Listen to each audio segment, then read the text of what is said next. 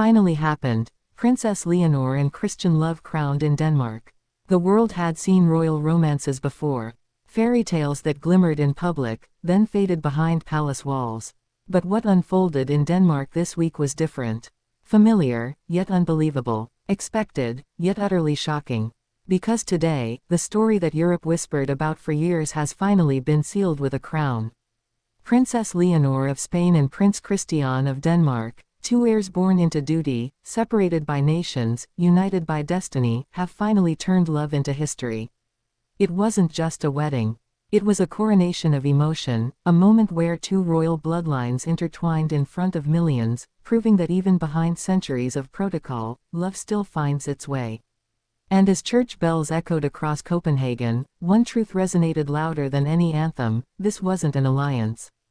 It was a revolution of the heart. From the very first moment Leonor stepped into Denmark, you could feel something shift.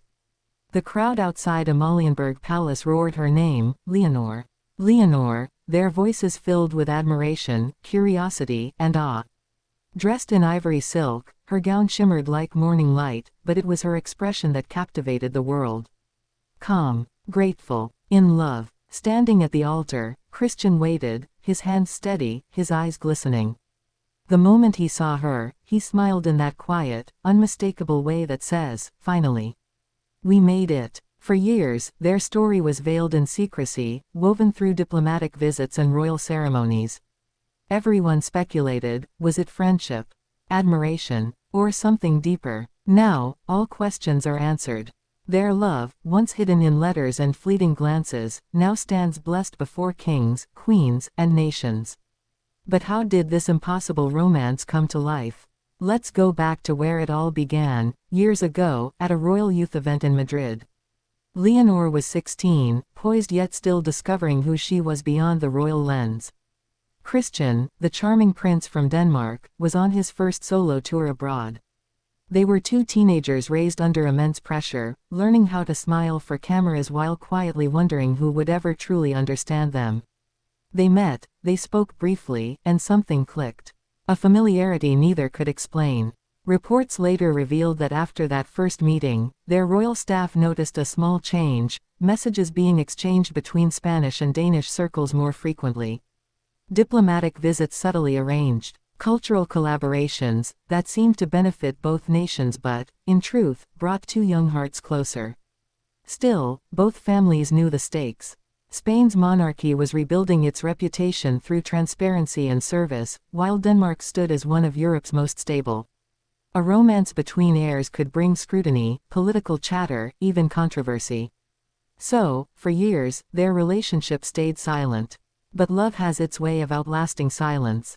When Princess Leonor turned 18 and took her oath to the Spanish Constitution, Prince Christian sent her a handwritten letter, a gesture small in size but immense in meaning. That letter, reportedly filled with words of pride and admiration, became the symbol of their enduring bond. Fast forward to early 2024. The world caught them together, unexpectedly. A quiet dinner in Copenhagen. A brief glance captured by paparazzi.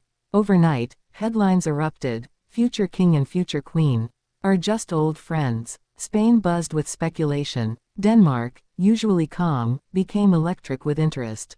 And amidst the royal noise, the couple stayed silent.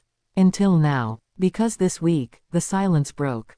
And it broke beautifully. The wedding took place at Copenhagen Cathedral, a sacred space that has witnessed centuries of Danish history. The air inside carried both reverence and emotion.